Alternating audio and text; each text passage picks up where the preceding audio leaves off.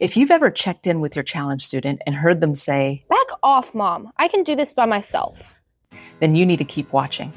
So as classical educators, we know that raising students who grow up to become lifelong learners, who have a desire for seeking out truth and knowledge and wisdom and understanding is the goal. But as challenge students, our students are not quite there yet. They're on their way. They're going to get there, but they need a little help. They need involved parents to keep them on the right track to help get them to where they are truly independent learners. So how do we stay involved with our challenge students without becoming overbearing? How do we nurture them to the point where they truly are independent learners while they're in our home? Well, we can start by acknowledging the fact that they are doing hard work. That doesn't mean that we inflate the challenge and make it seem impossible or something that they can't possibly handle on their own.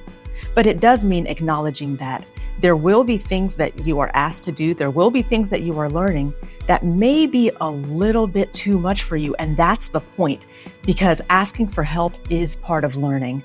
When your student comes to you and says, "I don't understand this. I need help. I'm stuck," that is not a failure at all. In fact, it's a win. It's an opportunity for them to be able to grow in new ways, to be able to be stretched. And it's an opportunity for the two of you to be able to wrestle through something together and learn something new. Of course, that can only happen if we have the time. We need to make the time and take the time to be involved with our students. And an easy way to do that is to just have a standing daily appointment with them. On the first day of the week, that's a longer conference where you look through the guide, talk through how they plan to make the week work, and even calendar that week and write the planner together. On the other days of the week, that's just a small daily check-in to see, what do you have today? Are you still on track? And anticipate where they might need you so that when they come to you, it's not a surprise because you know, oh, this is the day that has that exercise that looked a little difficult when we were looking through the guide, or this is something that I remember with their older sibling and I think they might need help. And it's not a surprise, and it's easier to switch gears and turn to help them if we know what's going on. That daily check-in is crucial for staying involved with your challenge student. But remember, we don't want to be overbearing. So remember what your friend Andrew Pudawa taught you: hands-on structure, hands-off style. Your student may just have to learn by doing that they really need to start their day with math or with Latin.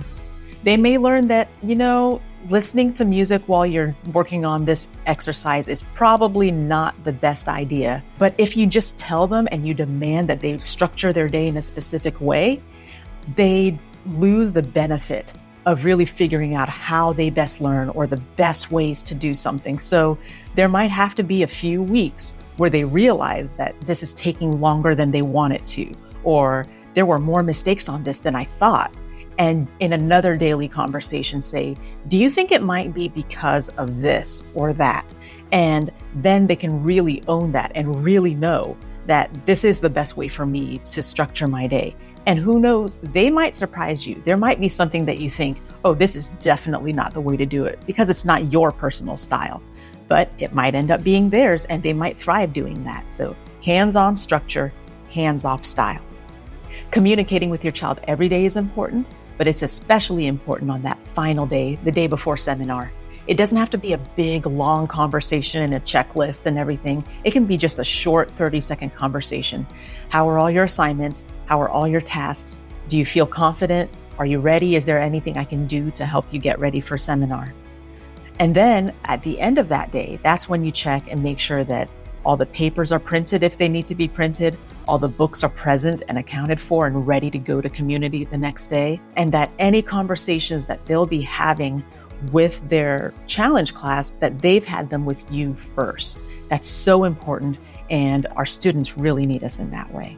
Another way to stay involved with our challenge students without becoming overbearing is to aim for incremental progress and not overnight transformation. I remember when my oldest was in Challenge A, and I thought to myself, we're here. Ownership, that's the theme, we're gonna do this. So he and I sat side by side. We had his guide, we had his planner, I held the pen, and we scheduled his week for week 1. Week 2 came, we sat side by side, I scheduled the week for week 2. Week 3 came, I said, okay, you've watched. Here's the pen, Here's the guide. Now you can do it. Ownership. That was a bad idea. It did not go very well. And about week 5, week 6, we had to go back. I held the pen again, and this time we did it with the more natural progression. First, I do it.